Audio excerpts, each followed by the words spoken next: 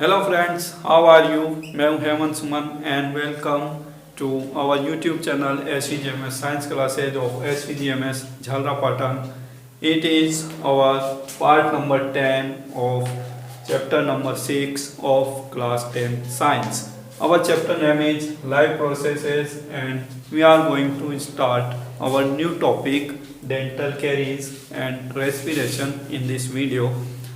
इससे पहले हम जो हमारा पार्ट नंबर 9 था उसमें डाइजेस्टिव सिस्टम को हमने क्लियर पूरा कंप्लीट पढ़ लिया था।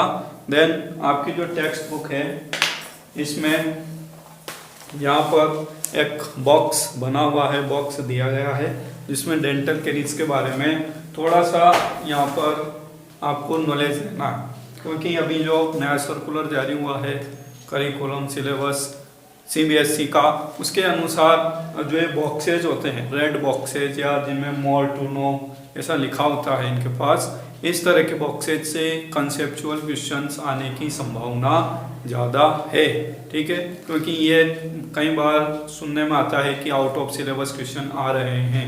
कुछ कंसेप्चुअल क्वेश्चन ऐसे होते हैं जो बच्चे समझ नहीं पाते हैं, तो ऐसा लगता है कि वे बाहर से आ रहे हैं, हालांकि बाहर से कुछ भी नहीं होता है। कहीं ना कहीं वह आपके जो टेक्स्ट बुक में मटेरियल होता है उसी से रिलेटेड होता है, टॉपिक से रिलेटेड होता है। फिर भी ऐसा लगता है, इसलिए जो CBSE है उसने क्लियर कर दिया है कि यदि हम इस तरह के कंसेप्चुअल क्वेश्चन देंगे जिनको थोड़ा सोचना पड़े, दिमाग पर जोर डालना पड़े, तो वे इन बॉक्सेज में से आएंगे।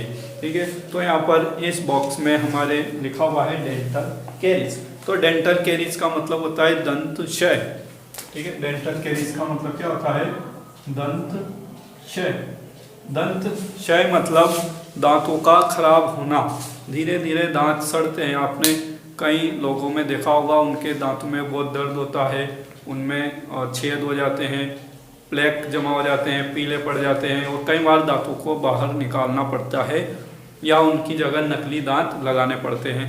तो ये जो समस्याएं होती हैं ये सब किसके कारण होती है? डेंटल कैरीज के कारण। तो ये क्यों होता है? ठीक है, तो इसको समझने के लिए पहले हमें टूथ का स्ट्रक्चर पहले समझना होगा। तो जो आपका टूथ होता है इसमें 3 पार्ट होते हैं। ठीक है, आपके जो टूथ होता है,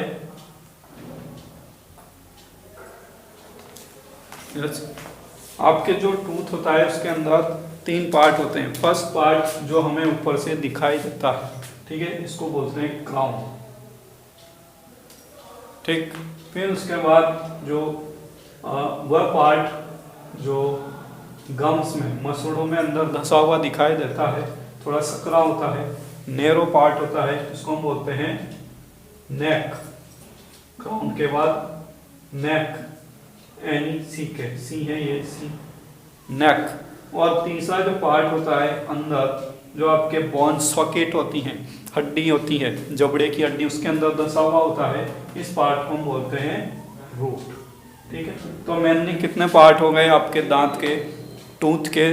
3 पार्ट होते हैं, crown, neck and root.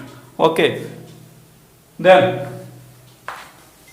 Crown के अंदर जो ऊपरी सतह होगी, ठीक है,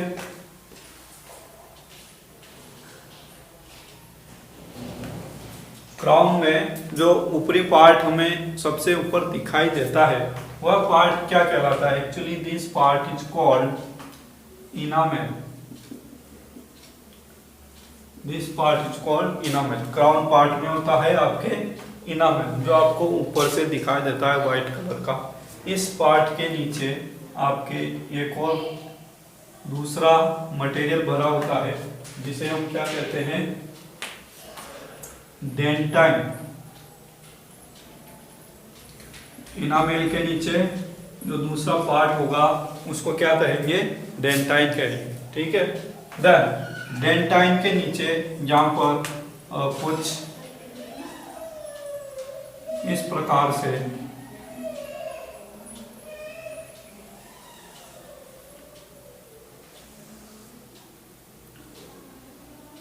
एक कैविटी पाई जाती है, हॉलो कैविटी, जिसको हम कहते हैं पल्प कैविटी। ठीक है, ये क्या कहलाती है? Pulp cavity. इस पल्प कैविटी के अंदर क्या होता है? इस पल्प कैविटी के अंदर आपके वेसल्स वगैरह होती हैं, ठीक है। ये आसपास जो आप देख रहे हैं यहाँ पर, ये बोन है, ठीक है, बोन सॉकेट है, बोन सॉकेट बोलते हैं उसको, और बीच में भी बोन सॉकेट ही होती है। नीचे आपके यहाँ पर वेसल्स होंगी, blood vessels, arteries and veins, ठीक है। तो ये कहाँ एंटर करती हैं? ये आपकी दांतों में एंटर करती है और यहाँ पर ये ब्लड की सप्लाई करती हैं, ठीक है। एक पार्ट इनमें से वापस बाहर निकलेगा, ठीक है। ये तो हमने रेड कलर में बनाई है, इनको हम क्या बोलेंगे बताएं आप? रेड कलर वाली को क्या बोलेंगे? Yes, veins, okay. Then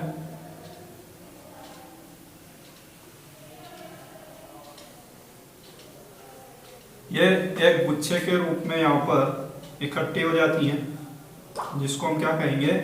pulp cavity, ठीक है। पल्प कैविटी में क्या पाया जाएगा? पल्प कैविटी में आपके वेसल्स होंगी, ब्लड वेसल्स, वेन्स और आर्टरीज, ठीक है। इसके अलावा इनमें न्यूरॉन्स भी होते हैं। न्यूरॉन्स क्या करते हैं? आपको सेंस करवाते हैं। यदि आपको कोई कोल्ड या हॉट लगता है या आपके दांतों में दर्द होता है तो उसका सेंस कौन करवाएगा? ये न्यूरॉन्स करवाती हैं, जो इन्हीं के साथ, नर्व्स के साथ फैली हुई होती हैं, वेसल्स के साथ फैली हुई होती हैं, ठीक है। तो ये तो स्ट्रक्चर की बात हो गई। हमारा जो टीथ होता है, टूथ है ना, सिंगुलर, तो हो गई। टूथ और टीथ दोनों में क्या अंतर है? आपके मुंह में 32 दांत होते हैं, 32 टीथ होते हैं, ठीक है। तो उनको हम टीथ कहते हैं, सारे मिलाकर, प्लूरल। और एक दांत की बात करते हैं, सिंगुलर, तो वो होता है टूथ, ठीक है। तो ये हमारे टूथ का स्ट्रक्चर है, नॉर्मल स्ट्रक्चर है। इसमें 3 पार्ट होंगे, crown, neck and root. Crown part में 2 चीजें होंगी, इनामेल और डेंटाइन, ठीक है। डेंटाइन एक सॉफ्ट पार्ट होता है अंदर की तरफ, लेकिन जो इनामेल होता है, it is the hardest natural substances found in our body, ठीक है। तो आप यहाँ पर ध्यान रखें, टीथ के अंदर आपको और जो मेन चीज ध्यान रखनी है वो क्या है? इनामेल। इनामेल क्या होता है? Hardest natural substance found in body.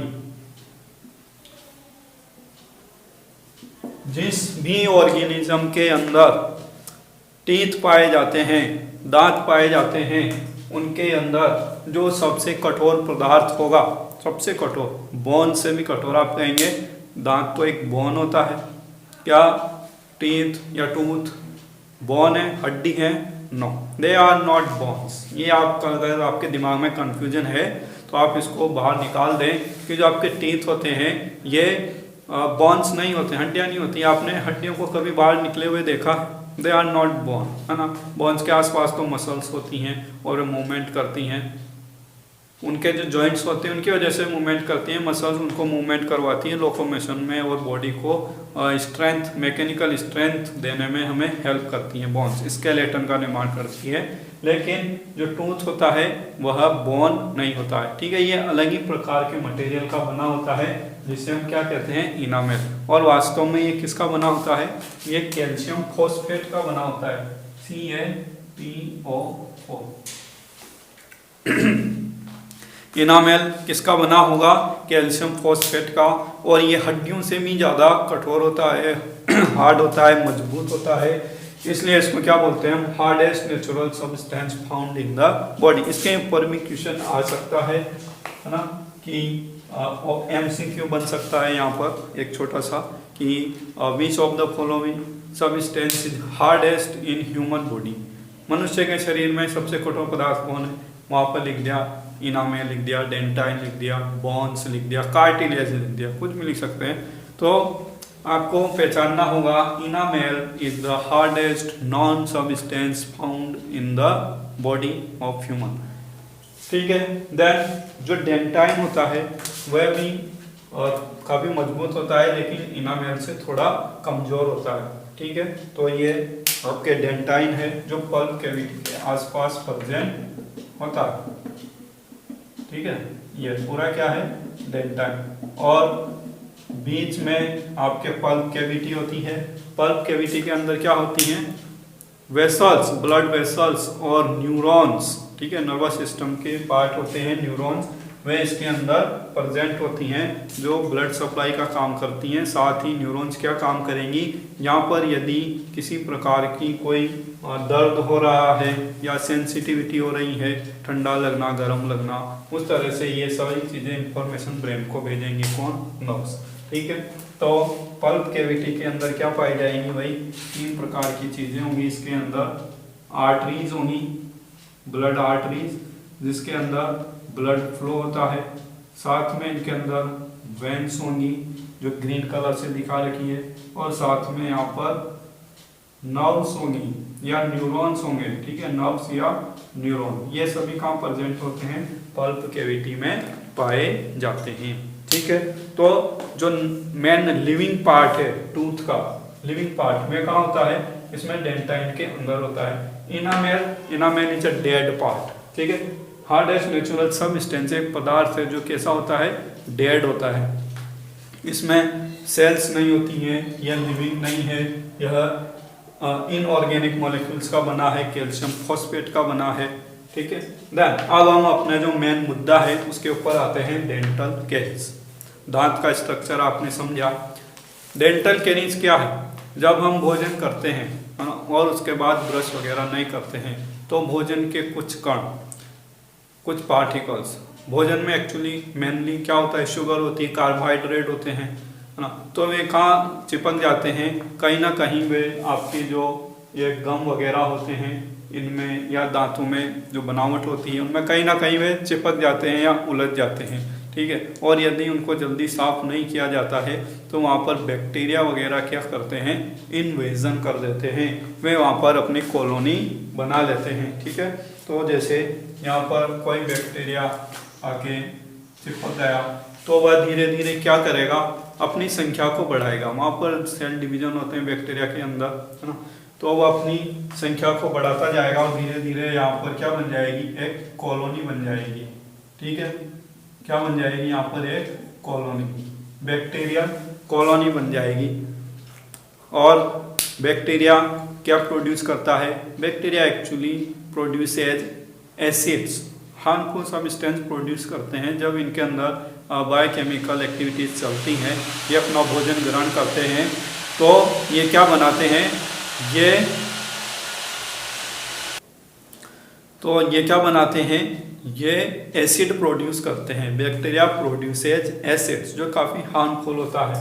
तो वो एसिड जो होता है, ठीक है, ये बैक्टीरिया क्या प्रोड्यूस करेंगे भाई, एसिड। ये एसिड काफ़ी हार्मफुल होता है और ये जो कैल्शियम फॉस्फेट है CaPO4, ये इसको डिकम्पोज करना शुरू कर देता है। ठीक है। तो धीरे धीरे कैल्शियम फॉस्फेट यानी इनामेल जो कि बहुत ज़्यादा हार्ड सब्सटेंस होता है, ये भी डिकम्पोज होने लगता है और फिर बैक्टीरिया क्या होंगे, धीरे धीरे आगे बढ़ना शुरू करेंगे। ठीक है। तो यहाँ पर ये बैक्टीरिया कहाँ घुसना शुरू कर देंगे, अंदर। बैक्टीरिया धीरे धीरे कहाँ बढ़ना शुरू हो जाएंगे, अंदर की तरफ। ठीक है। और ये कहाँ पहुँच जाएंगे, धीरे धीरे आपके जो पल्प कैविटी होती है उसके अंदर पहुँच जाएंगे। ठीक है। और पल्प कैविटी में यदि बैक्टीरिया पहुँच जाते हैं तो यहाँ पर वे क्या करेंगे, इन्फेक्शन करेंगे, अपनी ग्रोथ करेंगे और जो ब्लड वेसल्स होती हैं उनको नष्ट करेंगे और उसकी वजह से क्या होगा, टीथ में आपके बहुत ज़्यादा दर्द होगा वहाँ पर। फिर आप डॉक्टर के पास जाएंगे तो डॉक्टर कहेगा कि दांत तो पूरा सड़ चुका है, ब्लैक कलर का पूरा खराब हो जाता है दांत यहाँ से। ये इनामेल क्या हो जाता है, पूरा खराब हो जाता है, जैसे बैक्टीरिया इसके अंदर इन्वेजन करते हैं। तो यदि आपके इस तरह की समस्या हो जाती है, आप डॉक्टर के पास जाते हैं तो डॉक्टर एक ही बात कहता है कि अब दांत निकालना पड़ेगा, और वे उस दांत को निकाल देते हैं और उसकी जगह नकली दांत या मसाला वगैरह जो भी होता है उसको वे भर देते हैं। ठीक है, तो आपके यदि क्वेश्चन आता है एग्जाम में तो क्या आता है, व्हाट इज डेंटल कैरिस, डेंटल कैरिस क्या होती है, तो उसमें आपको यही सब लिखना होगा कि जब हम भोजन करते हैं, ब्रश नहीं करते हैं, बैक्टीरिया वहाँ पर इन्वेजन करते हैं, टूथ के ऊपर अपनी कॉलोनी बनाते हैं जिसे हम क्या कहते हैं, प्लेक। ठीक है, ये बैक्टीरिया है ना, और बैक्टीरिया क्या बनाते हैं, बैक्टीरियल प्लेक। शुरुआत में ये पीले पीले कलर की कॉलोनी दिखाई देती है, इनकी दांतों में जो पीलापन पड़ जाता है ना, वह किसके कारण होता है, इस बैक्टीरिया प्लेक के कारण ही होता है ना। ये एसिड प्रोड्यूस करते हैं और वह एसिड कैल्शियम फॉस्फेट को यानी इनामेल को धीरे धीरे डिस्ट्रॉय करता है, डिकम्पोज करता है, और जो बैक्टीरिया होते हैं वे कहाँ चले जाते हैं, आपके पल्प कैविटी में अंदर चले जाते हैं, जहाँ पर वे इन्फेक्शन करते हैं, अपनी ग्रोथ करते हैं, और दर्द वहाँ पर काफ़ी हमें महसूस होता है। ठीक है, तो उसके बाद फिर डॉक्टर उसको निकालने की आपको सलाह देता है और नया दांत आपके फिक्स कर दिया जाता है। तो इसी को हम क्या कहते हैं, टूथ डिके कहते हैं। आप इसको अच्छे से एक्सप्लेन करके यहाँ पर लिख सकते हैं। ठीक है, देन अब हम जो हमारा नेक्स्ट टॉपिक है रेस्पिरेशन,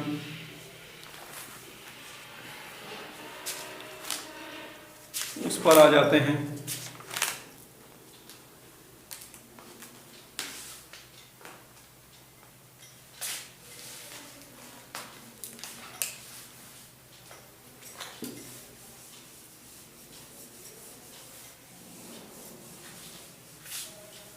लेकिन आप यहाँ पर एक होमवर्क के लिए क्वेश्चन भी लिखना है, फिर हम आगे बढ़ जाएंगे तो इन चीज़ों को हम भूल सकते हैं। हाँ, तो क्वेश्चन के रूप में आप यहाँ पर लिख लें homework,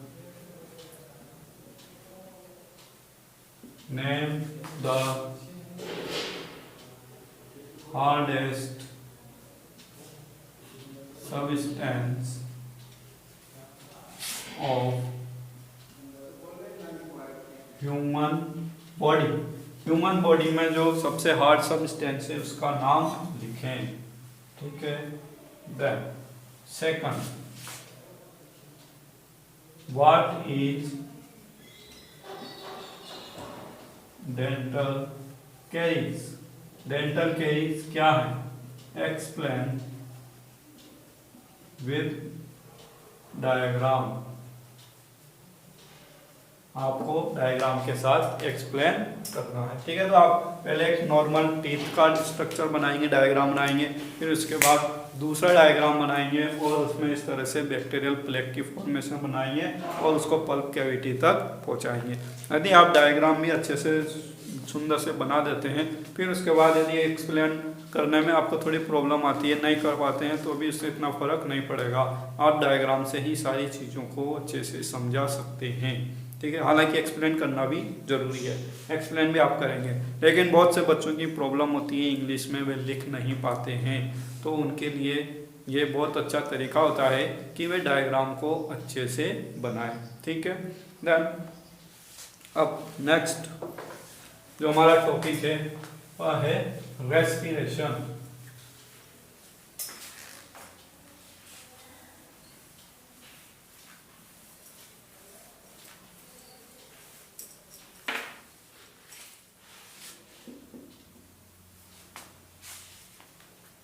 So our next topic is respiration. Respiration को हिंदी में कहते हैं श्वसन।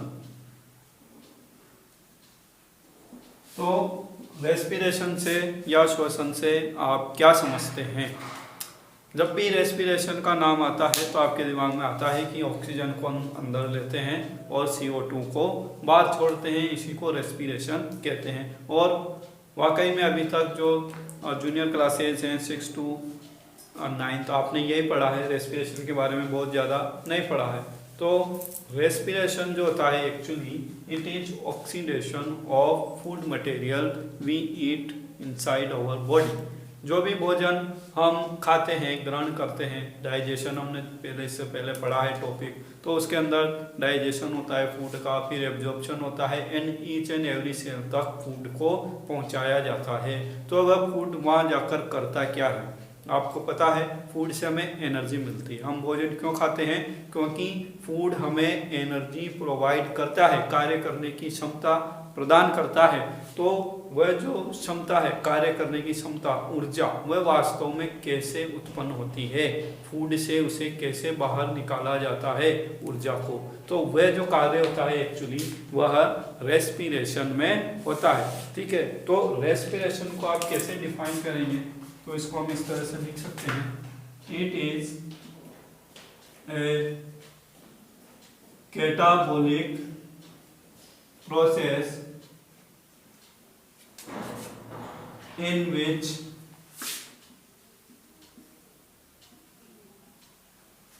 organic food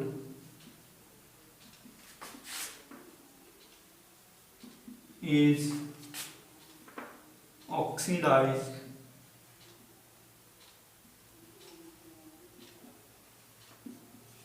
into simple inorganic molecules like CO2 and H2। ये क्या है? एक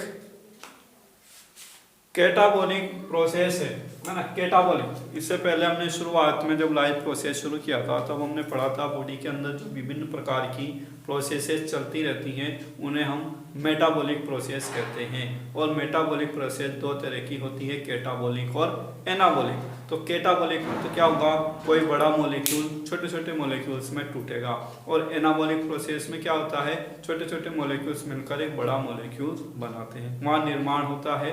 और यहाँ पर क्या होता है, कैटाबॉलिक में खंडन होता है, टूटता है, कोई बड़ा मॉलिक्यूल छोटे मॉलिक्यूल्स में टूटता है। तो क्या है, it is a catabolic process in which organic food is oxidized into simple inorganic molecules like CO2 and H2O to release energy, है ना। मेन जो मकसद है हमारा रेस्पिरेशन का वह क्या है, एनर्जी प्राप्त करना। आप भोजन खाते हैं, है ना, इतनी मेहनत करते हैं खाना बनाने में, भोजन को लाने में, है ना, और फिर उसको हम खाते हैं, फिर उसको हम पचाते हैं, ठीक है, फिर उसके बाद हम ऑक्सीजन को अंदर लेते हैं, तब कहीं जाकर आपकी क्या रिलीज होती है, एनर्जी रिलीज होती है। तो पूरा जो खेल है वह किसके लिए है, इसी एनर्जी के लिए है। Respiration is the most important function of the body, आप ऐसे भी बोल सकते हैं। हालांकि सभी लाइफ प्रोसेस अपनी अपनी जगह इंपॉर्टेंट होते हैं, फिर भी रेस्पिरेशन इज वेरी इंपॉर्टेंट। यदि आपकी ऑक्सीजन आना बॉडी के अंदर बंद हो जाती है तो आपकी मृत्यु तुरंत हो सकती है। पानी या खाने के बगैर आप कुछ दिन तक जिंदा रह सकते हैं, लेकिन जो ऑक्सीजन होती है उसके बगैर आप बहुत ज़्यादा देर जिंदा नहीं रह सकते, 2-5 मिनट में ही आपकी मृत्यु हो सकती है। ठीक है, तो it is very important process because it directly releases energy for our body which can be used in various different metabolic activities and body functioning like we do many other work। जो भी हम muscular work करते हैं, चलना, दौड़ना, भागना, हर चीज़ के लिए हमें एनर्जी की ज़रूरत पड़ती है। ठीक है, तो जो ये ऑक्सीडेशन है, ठीक है, ऑर्गेनिक फूड का क्या होगा, इसके अंदर ऑक्सीडेशन होगा। तो ये कैसे होगा, ठीक है, तो इसी को हम आगे और इसमें पढ़ेंगे। Process of respiration, the respiration या oxidation of food is a complex process, it generally occur in 2 steps, है ना। तो हम यहाँ पर एक नेक्स्ट पॉइंट के रूप में इसको लिख लेते हैं, respiration is occur in 2 steps which are controlled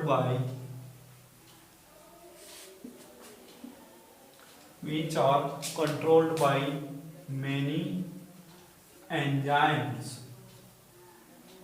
हाँ, तो कई सारी एंजाइम कंट्रोल्ड रिएक्शन चलती हैं और उसके बाद हमारा जो फूड होता है वह इनऑर्गेनिक मॉलिक्यूल्स में टूट पाता है।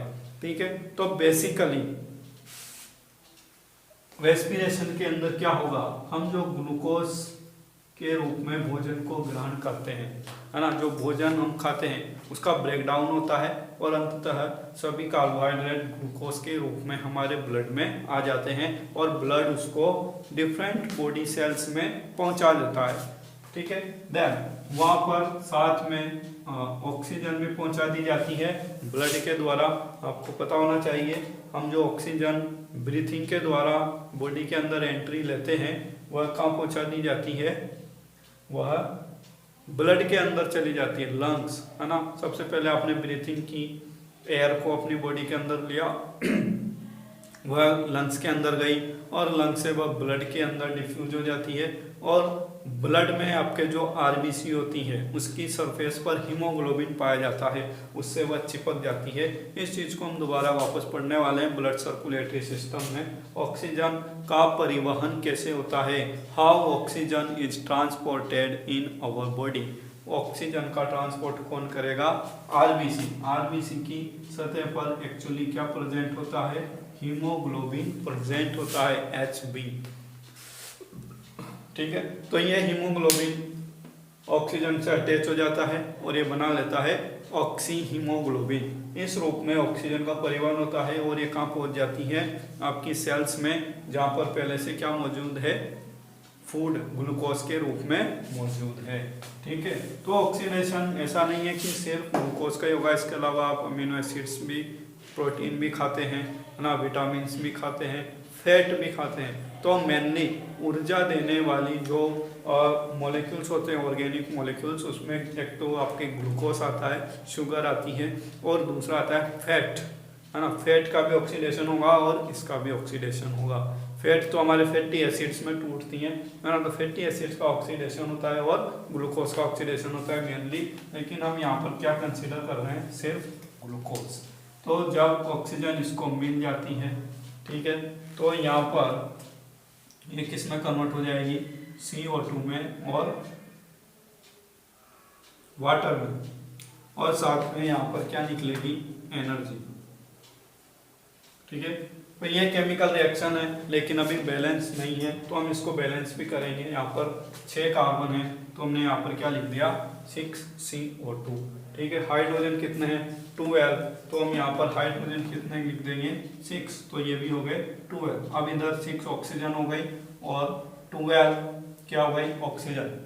6O2 का मतलब 12 और ये 6 कितने हो गए, 18 यहाँ पर क्या है, ऑक्सीजन, और यहाँ पर कितने हैं, सिर्फ 6 ऑक्सीजन है। तो इसको हमें कितना करना पड़ेगा, इस O2 को हमें 12 करना पड़ेगा। तो इसको 12 करने के लिए हम इसको यहाँ पर 6 लिख देंगे, तो ये हो गया 6 दूनी 12, ये 12 और 6 18। तो अभी सारी चीजें अपनी क्या हो गई, बैलेंस हो गई है। ठीक है, 6 × 2 12 + 6 कितने हो गए, 18, और यहाँ पर भी आपके 18 ऑक्सीजन है। तो ये बैलेंस्ड केमिकल रिएक्शन है रेस्पिरेशन की। आपसे जनरली 2 नंबर में यदि पूछा जाता है व्हाट इज रेस्पिरेशन, तो आप उसके ये चीजें उसके अंदर लिख सकते हैं। ठीक है, केमिकल रिएक्शन है और ये उसकी प्रोसेस है, डेफिनेशन है। ठीक है, तो ये एक कॉमन रिएक्शन है जो सभी लिविंग ऑर्गेनिजम्स के अंदर पाई जाएगी। आपके जितने भी लिविंग ऑर्गेनिज्म है सबकी बेसिक फंडामेंटल जो कैरेक्टरिस्टिक होगा वह क्या होगा, रेस्पिरेशन। लिविंग ऑर्गेनिज्म का एक फंडामेंटल कैरेक्टरिस्टिक रेस्पिरेशन होता है। सभी ऑर्गेनिज्म में यह देखने को मिलता है या सभी में यह पाया जाता है। ठीक है, देन हम इसके बाद अभी जो बात कर रहे हैं ये सभी लिविंग ऑर्गेनिजम्स की बात कर रहे हैं। आप ये ना सोच के चलें कि हम मनुष्य के लिए इसको पढ़ रहे हैं। सभी प्लांट्स में, एनिमल्स में, माइक्रो ऑर्गेनिजम्स में यह रेस्पिरेशन पाया जाता है। अब यह हो सकता है कि रेस्पिरेशन में कहीं ऑक्सीजन प्रेजेंट होता है और कहीं ऑक्सीजन प्रेजेंट नहीं होता है। ठीक है, साथ ही यहाँ पर जो ऊर्जा मुक्त होती है, यह एनर्जी मुक्त होती है। क्या यह किस रूप में होती है? एनर्जी का भी यहाँ पर एक रूप होता है। ठीक है, तो आप यदि यहाँ एनर्जी की जगह एटीपी लिखेंगे, एनर्जी जो मुक्त होती है वह किसके रूप में इकट्ठी होती है? एटीपी के रूप में इकट्ठी होती है। और एक ग्लूकोज मॉलिक्यूल का जब ऑक्सीडेशन होता है ऑक्सीजन की प्रेजेंस में, तो वहां पर 38 एटीपी मॉलिक्यूल्स बनते हैं। ठीक है, तो ये क्वेश्चन यहाँ पर आ जाता है, व्हाट इज एटीपी? एटीपी क्या है? तो एटीपी की यदि हम फुल फॉर्म देखते हैं तो एटीपी होता है हमारा एडिनोसिन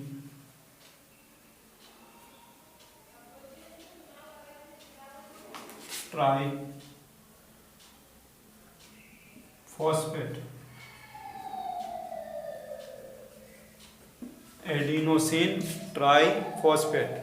एटीपी की फुल फॉर्म क्या होगी? यह भी कभी कभी पूछ ली जाती है, कई तरह के एग्जाम्स होते रहते हैं तो उनमें भी ये पूछ ली जाती है। एडिनोसिन ट्राइफॉस्फेट एटीपी की फुल फॉर्म है। ठीक है, और इसका एक कॉमन नेम भी होता है। इसको जो सेल होती है, cell energy currency of cell कहा जाता है इसको। यह किसी भी कोशिका की क्या होती है? एनर्जी करेंसी होती है। ठीक है, सेल के अंदर जो भी क्रियाएं चलेंगी, जो भी मेटाबॉलिक, एनाबॉलिक, कैटाबॉलिक प्रोसेस चलेंगे, बॉडी कोई भी फंक्शनिंग करेगी तो उसके लिए उसे ऊर्जा की आवश्यकता पड़ेगी। और वह ऊर्जा किसके रूप में इकट्ठी होती है? एटीपी के रूप में इकट्ठी होती है। इसीलिए यहाँ पर इसे क्या कहा जाता है? Energy currency of cell. Currency का मतलब आप समझते हैं ना? करेंसी मतलब मुद्रा होता है। किसी भी देश में जो मुद्रा चलती है, जैसे इंडिया में हमारे रुपया चलता है ना, और अमेरिका में डॉलर चलते हैं, उसी तरह से बॉडी को यदि कार्य करना है तो उसको भी कुछ ना कुछ खर्च करना पड़ेगा। आप बाजार में जाते हैं, कुछ काम आपको करना है, यानी कोई चीज़ें खरीदनी है, तो आपको वहाँ क्या करना पड़ता है? पैसे खर्च करना पड़ता है। उसी तरह से बॉडी को यदि कुछ काम करना है तो उसको यहाँ पर क्या खर्च करना पड़ेगा? एटीपी मॉलिक्यूल्स खर्च करने पड़ेंगे। हर छोटी से छोटी क्रिया के लिए यहाँ पर एटीपी का यूज करती है हमारी सेल्स या हमारी बॉडी। इसीलिए इसको क्या कहा जाता है? Energy currency of cell. तो इसमें भी क्वेश्चन बन सकता है, name the unit which is called energy currency of cell। Energy currency किसे कहा जाता है? हाँ, तो उसमें कई सारी चीज़ें आ सकती हैं और एटीपी आपको वहाँ पर टिक करना होता है। ठीक है, तो ये एटीपी के बारे में छोटी सी जानकारी थी। इसके अंदर ऊर्जा कैसे इकट्ठी होती है? एटीपी के अंदर ऐसा क्या होता है? देखो, एडिनोसिन ट्राइफॉस्फेट। एडिनोसिन एक नाइट्रोजनस बेस होता है। ठीक है, एडिनोसिन क्या है? एक नाइट्रोजनस बेस। और ये क्या करता है? 3 फॉस्फेट मॉलिक्यूल से जुड़ा होता है। ठीक है, फॉस्फेट, यहाँ पे फॉस्फेट लिखा हुआ है। फॉस्फेट का मतलब होता है PO4। ठीक है, और ये फॉस्फेट जब आपस में जुड़ते हैं तो इनके अंदर क्या होती है? बहुत ज़्यादा हाई एनर्जी के बॉन्ड यहाँ पर इनके बीच में बने हुए होते हैं। ठीक है, हाई एनर्जी बॉन्ड यहाँ पर बने होते हैं। किसके बीच में? इन फॉस्फेट ग्रुप्स के बीच में। जब ये टूटता है, एटीपी जब टूटता है, कोई इसको यूज करेगा, एटीपी को यूज करेगा तो ये टूटेगा और यहाँ से ऊर्जा मुक्त होगी। ठीक है, तो एटीपी जो होता है जब इसका यूज होता है, ठीक है, तो ये किस में कन्वर्ट हो जाता है? एडीपी। यहाँ पर 3 फॉस्फेट हैं इसलिए हमने क्या बोला? ATP, adenosine triphosphate. लेकिन यदि इसके अंदर 2 ही फॉस्फेट रह जाएंगे तब हम उसको क्या बोलेंगे? एडीपी। ठीक है, तो इसको मैं ऐसे नीचे लिख देता हूँ, दोनों को अलग अलग। ये एडिनोसिन और ये एक फॉस्फेट और ये दूसरा फॉस्फेट, इसके बीच में क्या है? हाई एनर्जी वाला बॉन्ड है ना। तो 3 फॉस्फेट में से एक फॉस्फेट टूट गया, अलग हो गया, हुआ इनऑर्गेनिक फॉस्फेट। आईपी के रूप में सेल में प्रेजेंट रहेगा। तो यहाँ पर क्या हुआ, ATP converted into ADP plus IP. ठीक है, तो इसको आप क्या बोलोगे, जब दो ही फॉस्फेट रहेंगे इसके साथ तो हम उसको बोलेंगे एडीपी, एडिनोसिन ट्राई, एडीपी यानी एडिनोसिन डाई फॉस्फेट, डाई। ठीक है, डी का मतलब डाई। और यहाँ पर क्या मुक्त हो रही है, एनर्जी, एनर्जी रिलीज हो रही है और ये एनर्जी को वह सेल जिस काम के लिए वहाँ पर ये यूज किया जा रहा है उसमें वह उसको यूज कर लेगी। ठीक है, तो इस तरह से ये एटीपी का है। और एटीपी भी आप देख सकते हैं आपके जो बुक है इसके अंदर एटीपी भी आपके एक बॉक्स के अंदर दे रखा है, मोर टू नो में। तो ये भी काफी इंपॉर्टेंट यहाँ पर बन जाता है। ठीक है, तो साथ में यहाँ पर एक और इम्पोर्टेंट क्वेश्चन बन जाता है कि जब एक एटीपी में टूटता है ना, एक बॉन्ड टूटता है तो यहाँ पर कितनी ऊर्जा मुक्त होती है। तो यहाँ पर 38.5 किलो जूल एनर्जी मुक्त होती है। ये भी आप इसको देख लें, ये जो एनर्जी है ना, कितनी एनर्जी है, यह है 38.5 kilo joule energy, sorry 13.5 kilo joule energy यहाँ पर कौन देगा, एक एटीपी टूटने पर देगा। ठीक है, तो इसमें भी क्वेश्चन बन जाते हैं कि एक एटीपी से 30.5 किलो जूल एनर्जी रिलीज होती है। तो बताओ एक ग्लूकोज मॉलिक्यूल जब ऑक्सीडाइज होगा तो वह कुल कितनी ऊर्जा प्रोवाइड कर पाएगा, है ना। तो आप क्वेश्चन को समझने की कोशिश करें। एक ग्लूकोज से कितने एटीपी बनते हैं, 38 एटीपी बनते हैं। ठीक है, एक एटीपी से कितनी ऊर्जा निकलती है, तो वह 30.5 किलो जूल ऊर्जा निकलती है। तो 38 एटीपी कितनी ऊर्जा देंगे, एक्चुअली क्या पूछना चाह रहा है कि एक ग्लूकोज मॉलिक्यूल कुल कितनी ऊर्जा देगा, तो वह 38 एटीपी इंटू 30.5 किलो जूल ऊर्जा के बराबर ऊर्जा देगा। तो वहां पर इन दोनों को आपको मल्टीप्लाई करना पड़ेगा। तो इस तरह के question higher order thinking skill based question में आते हैं, कंसेप्चुअल क्वेश्चंस में आते हैं। तो यहाँ पर आप एक क्वेश्चन और नोट कर लें। ठीक है, फिर इसके बाद हम टाइप्स ऑफ रेस्पिरेशन यहाँ पर स्टडी करेंगे। Okay,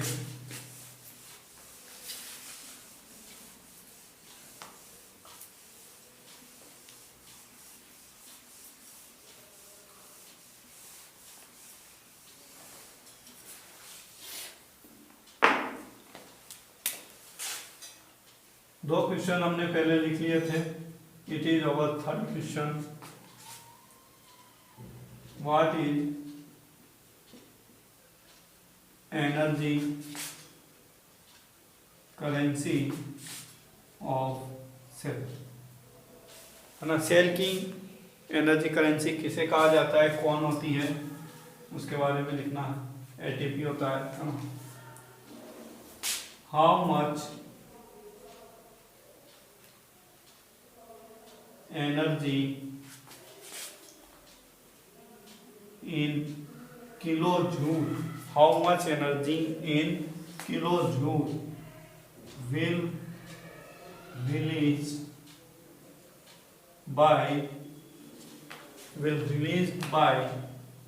complete oxidation of one glucose molecule. एक ग्लूकोज मॉलिक्यूल के कंप्लीट ऑक्सीडेशन से कितनी ऊर्जा निकलेगी। तो वहां पर आप 38 एटीपी भी लिख सकते हैं, लेकिन यहाँ पूछा है किलो जूल में, किलो जूल में कितनी ऊर्जा निकलेगी। तो एक एटीपी से निकलती है 30.5 किलो जूल, तो 38 से कितनी निकलेगी, 38 इंटू 30.5 किलो जूल ऊर्जा निकलेगी। ये इसका आंसर होगा। ठीक है, इसको आप मल्टीप्लाई करके देखें और उसको लिख दें। ओके, देन अब हम चलते हैं अपने नेक्स्ट टॉपिक पर, टाइप्स ऑफ रेस्पिरेशन पर।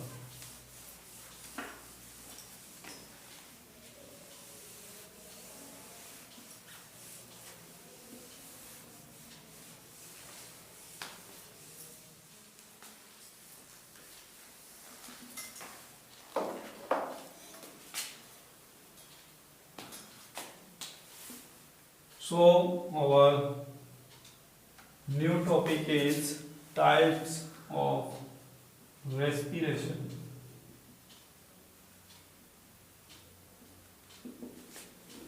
रेस्पिरेशन के क्या क्या टाइप है ना।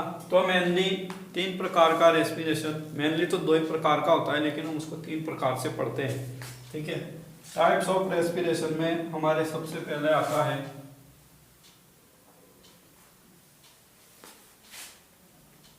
एरोबिक रेस्पिरेशन, और जो दूसरा होता है वो होता है एनएरोबिक रेस्पिरेशन। तो जैसे कि इनके नाम से पता चल रहा है, इनके नाम से पता चल रहा है, एरोबिक का मतलब वह रेस्पिरेशन जो ऑक्सीजन की प्रेजेंस में होगा। कैसे होगा? ऑक्सीजन की प्रेजेंस में होगा, वह क्या कहलाएगा? एरोबिक रेस्पिरेशन कहलाएगा। और जो रेस्पिरेशन ऑक्सीजन की एब्सेंस में होगा वह क्या कहलाएगा? एनारोबिक रेस्पिरेशन कहलाएगा, ठीक है। तो ये चीज समझ में आ गई, एरोबिक क्या होता है और एनारोबिक मतलब क्या होता है। तो रेस्पिरेशन होने के लिए हमेशा ऑक्सीजन प्रेजेंट रहे ये भी जरूरी नहीं है ना। कभी कभी या कुछ ऑर्गेनिजम्स में एनारोबिक रेस्पिरेशन भी होता है, ठीक है। एक और इसमें तीसरा केस होता है जिसके अंदर क्या होता है? लैक ऑफ ऑक्सीजन होता है, ठीक है, लैक ऑफ ऑक्सीजन। यहाँ पर ऑक्सीजन तो है लेकिन कम मात्रा में है, वह जो हायर एनिमल्स है उनके अंदर यह पाया जाता है। एनारोबिक रेस्पिरेशन आपके जो सिंपल माइक्रोब्स हैं, बैक्टीरिया है, यीस्ट सेल्स हैं, उनके अंदर पाया जाएगा। बाकी सभी ऑर्गेनिजम्स में, बड़े बड़े एनिमल्स में, सभी में एरोबिक रेस्पिरेशन पाया जाता है। प्लांट्स के अंदर भी, आपके जो प्लांट्स होते हैं वे भी क्या करते हैं? एरोबिक रेस्पिरेशन करते हैं। प्लांट्स भी ऑक्सीजन लेते हैं क्योंकि उनको भी एनर्जी की जरूरत पड़ती है। भाई प्लांट्स को भी किसकी जरूरत पड़ेगी? एनर्जी की। तो वे भी क्या करेंगे? एरोबिक रेस्पिरेशन करेंगे, ठीक है। तो ऐसा रेस्पिरेशन जो काम होता है ऑक्सीजन की प्रेजेंस में होता है उसे क्या कहते हैं हम? Aerobic respiration. कभी कभी इसमें क्वेश्चन में पूछ लेते हैं हालांकि differentiate between aerobic and anaerobic respiration, aerobic और एनारोबिक में अंतर स्पष्ट कीजिए। तो कैसे आप अंतर स्पष्ट कर पाएंगे? पहला अंतर तो क्या हो गया? Aerobic respiration takes place in the presence of oxygen and anaerobic respiration takes place in the absence of oxygen, ठीक है। ये आपके फर्स्ट डिफरेंस हो गया। ऑक्सीजन प्रेजेंट होती है और यहाँ पर ऑक्सीजन एब्सेंट होती है, ठीक है।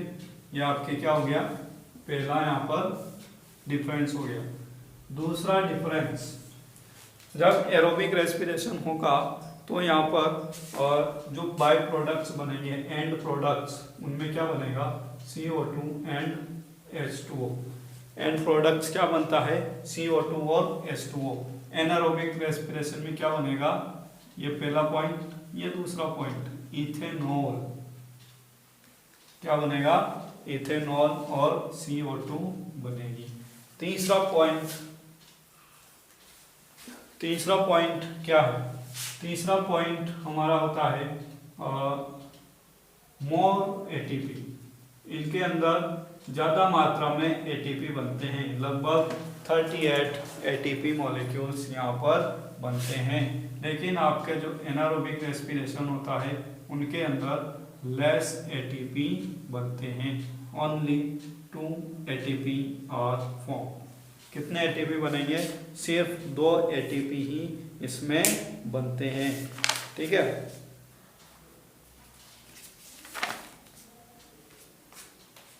साथ में एक और पॉइंट लिख सकते हो आप यहाँ पर, कंप्लीट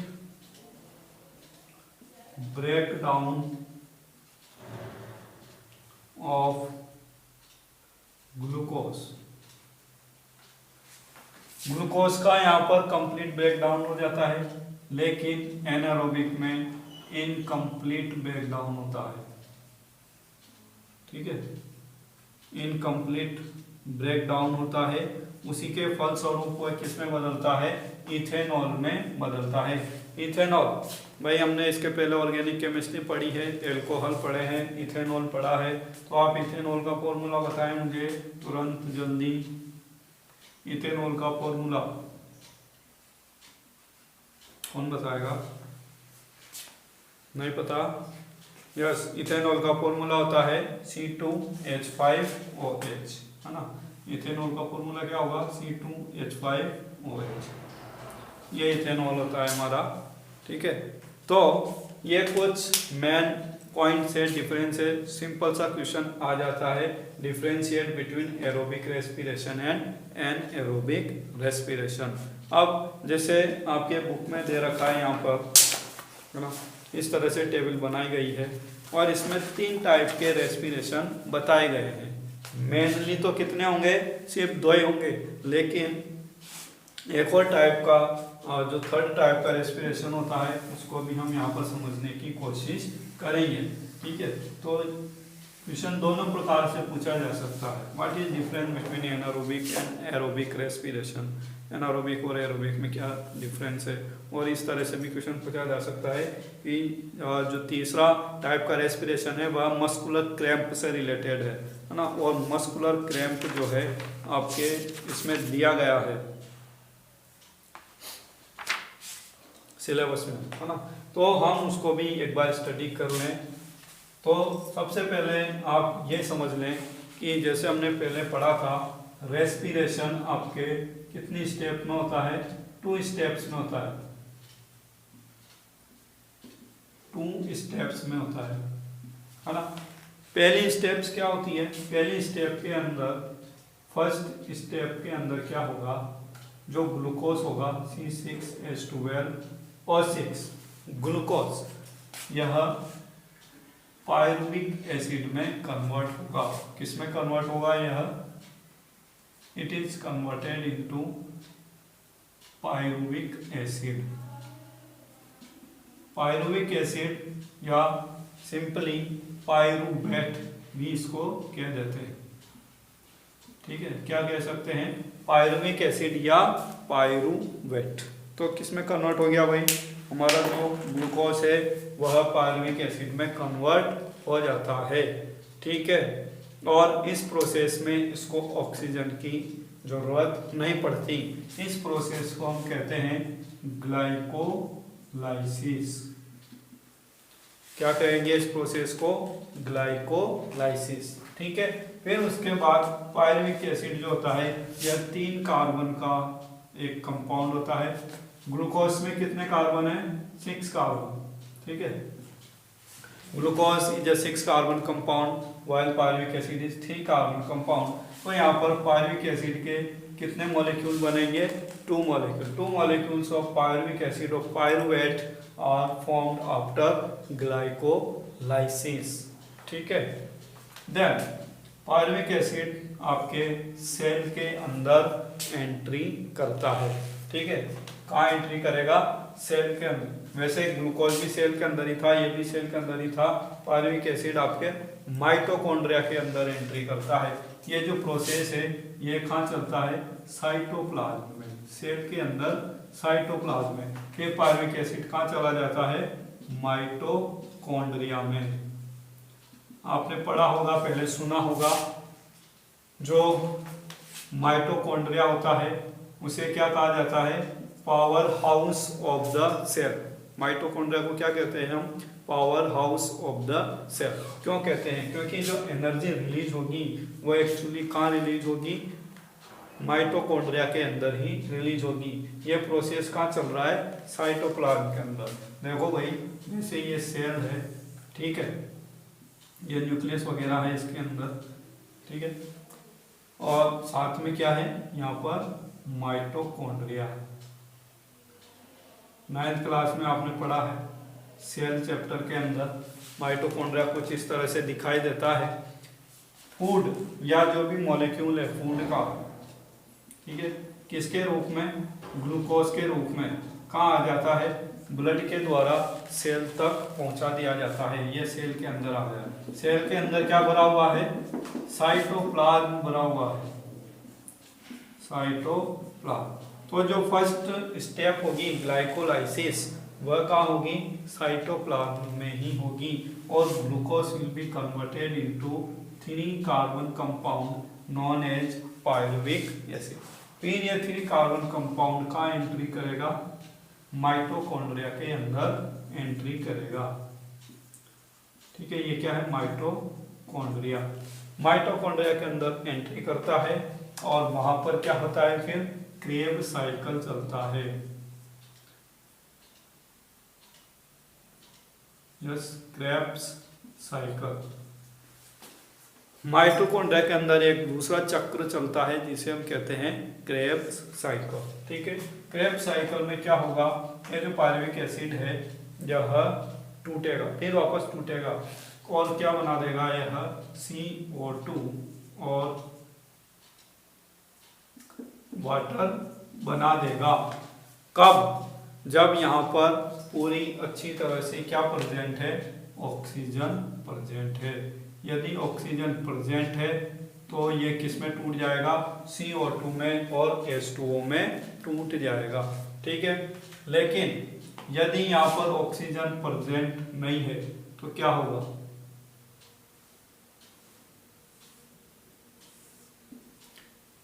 इफ ऑक्सीजन एब्सेंट, यदि ऑक्सीजन एब्सेंट होगी तो क्या होगा, यह पायरुविक एसिड आपके इथेनॉल में C2H5OH में कन्वर्ट हो जाएगा।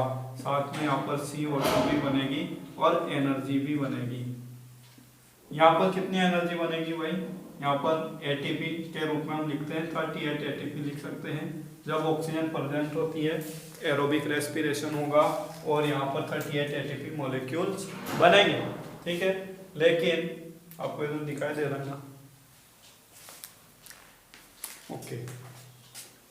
देन यदि ऑक्सीजन एब्सेंट है तो यहाँ पर क्या होगा, C2H5OH यानी इथेनॉल बनेगा, साथ में CO2 बनेगी और एनर्जी रिलीज होगी, लेकिन बहुत कम मात्रा में। यहाँ पर सिर्फ 2 ATP बनते हैं। कितने ATP, 2 ATP। तो आप ऐसे लिख सकते हैं 38 ATP एंड 2 ATP। और यदि ये आपकी मसल्स में हो रही है, ठीक है, ये प्रोसेस कहाँ चल रही है, मसल्स के अंदर, और वहां पर ऑक्सीजन तो है लेकिन लैक, ऑक्सीजन लैक मात्रा में है, मतलब कम मात्रा में है, पूरी पर्याप्त मात्रा में वहां पर ऑक्सीजन की सप्लाई नहीं हो रही है। तो ऑक्सीजन की क्या है, वहां पर कमी है। ठीक है, ऑक्सीजन की लैकिंग है या लिमिटेड सप्लाई है, ऑक्सीजन लैकिंग या लिमिटेड सप्लाई ऑफ ऑक्सीजन। तो क्या होगा, ये जो पायरुविक एसिड है यह लैक्टिक एसिड में कन्वर्ट हो जाएगा। ठीक है, पायरुविक एसिड किस में बदल जाएगा, लैक्टिक एसिड में, और साथ में CO2 भी बनेगी और साथ में 4 ATP मॉलिक्यूल भी बनेंगे। ठीक है, तो इस चीज का आप ध्यान रखें कि जिस प्रकार से आपके बुक में दे रखा है, रेस्पिरेशन 3 टाइप का हो सकता है। यदि ऑक्सीजन पूरी तरह से प्रेजेंट है तो वहाँ पर CO2 वाटर बनेगा। यदि ऑक्सीजन बिल्कुल एब्सेंट है तो यह इथेनॉल बनाएगा, साथ में CO2 बनाएगा। और यदि ये आपकी मसल्स में हो रहा है और यहाँ पर ऑक्सीजन की कमी है, ठीक है, पूर्ण रूप से सप्लाई नहीं हो पा रही ऑक्सीजन की, तो वहाँ पर लैक्टिक एसिड बनेगा, CO2 बनेगा और सिर्फ 4 ATP वहाँ पर रिलीज होंगे। ठीक है, तो इस तरह से रेस्पिरेशन को आप टेबल के रूप में बनाकर लिख सकते हैं और आसानी से लर्न भी कर सकते हैं। आपको जो स्टेप्स की हम बात कर रहे थे, 2 स्टेप, फर्स्ट स्टेप क्या होती है, ग्लाइकोलाइसिस, और जो सेकंड स्टेप होती है वह क्या होती है, क्रेब साइकिल, इसको भी आप लिख लें, है ना। फर्स्ट स्टेप में ग्लाइकोलाइसिस चलता है और सेकंड स्टेप में क्रेब साइकिल चलता है। ग्लाइकोलाइसिस यह क्या है, यह एक एंजाइमेटिक कंट्रोल्ड रिएक्शन है जिसके अंदर लगभग 10 रिएक्शन चलती हैं, 10 रिएक्शन चलती हैं, कई सारे इंटरमीडिएट प्रोडक्ट बनते हैं, सारे एंजाइम कंट्रोल्ड होते हैं और लास्ट में जाकर क्या मिलता है हमें, पायरुविक एसिड के 2 मॉलिक्यूल्स मिलते हैं। ठीक है, पायरुविक एसिड कितने बनेंगे यहाँ पर 2। ठीक है, और एक पायरुविक एसिड से आपको क्या मिलेंगे, और दोनों के जो कंप्लीट ऑक्सीडेशन होगा उससे क्या मिलेंगे, 38 ATP मॉलिक्यूल मिलेंगे दोनों से। ठीक है, यानी एक ग्लूकोज से कंप्लीट आपको 38 ATP मॉलिक्यूल मिलते हैं। अरे ये बात समझ में कि नहीं, बताएं भाई, कुछ प्रॉब्लम हो इसमें तो बताएं आप, ताकि हम उसको नेक्स्ट वीडियो में क्लियर कर सकें। देन आई थिंक हमें आगे बढ़ना चाहिए। आप सिर्फ ये चीज़ ध्यान रखें कि ये जो रेस्पिरेशन है 2 स्टेप का प्रोसेस है। फर्स्ट स्टेप में ग्लाइकोलाइसिस होती है, सेकंड स्टेप में क्रेब साइकिल चलता है। ग्लाइकोलाइसिस में चाहे वह एरोबिक हो या एनारोबिक हो, किसी भी प्रकार का रेस्पिरेशन हो, उसमें ग्लूकोज पायरुविक एसिड में टूट जाता है। ठीक है, अब फिर पायरुविक एसिड आपके माइटोकॉन्ड्रिया में एंटर करता है। ग्लाइकोलाइसिस साइटोप्लाज्म में चलता है और क्रेब साइकिल कहाँ चलता है, माइटोकॉन्ड्रिया में। तो माइटोकॉन्ड्रिया में यदि ऑक्सीजन प्रेजेंट होती है तो वह कंप्लीटली ब्रेक डाउन हो जाता है, ऑक्सीजन की प्रेजेंस में रेस्पिरेशन हो जाता है। यदि ऑक्सीजन एब्सेंट होती है तो इथेनॉल बनता है, और यदि मसल्स में ये हो रहा है जहाँ पर ऑक्सीजन की कमी हो रही है, और ये ऐसा कब होता है, जब आप तेज दौड़ते हैं, एक्सरसाइज करते हैं, भारी कार्य करते हैं कुछ भी, तो उस समय आपकी मसल्स में ऑक्सीजन की कमी हो जाती है, या आपकी बॉडी को, मसल्स को ज़्यादा ऊर्जा की ज़रूरत पड़ती है, तो उस समय ये एक बाईपास पाथवे बॉडी के अंदर एक एडाप्टेशन के रूप में चलता है, जिसमें लैक्टिक एसिड और CO2 वगैरह बनते हैं। ठीक है, तो ये सारी चीज़ें आज हमने क्लियर कर ली हैं। देन इसके बाद हम जो रेस्पिरेशन होता है दूसरे ऑर्गेनिजम्स में, है ना, एनारोबिक रेस्पिरेशन किन किन में पाया जाता है, तो यह बैक्टीरिया वगैरह में होता है ना, यीस्ट सेल्स में होता है। ये जो इथेनॉल बनाना ये जनरली कहाँ बनता है, बैक्टीरिया में या यीस्ट सेल्स में ना, तो आप इसको नोट करके रखें। उनके अलावा जो भी एनिमल्स हैं सब उनके अंदर this aerobic respiration takes place.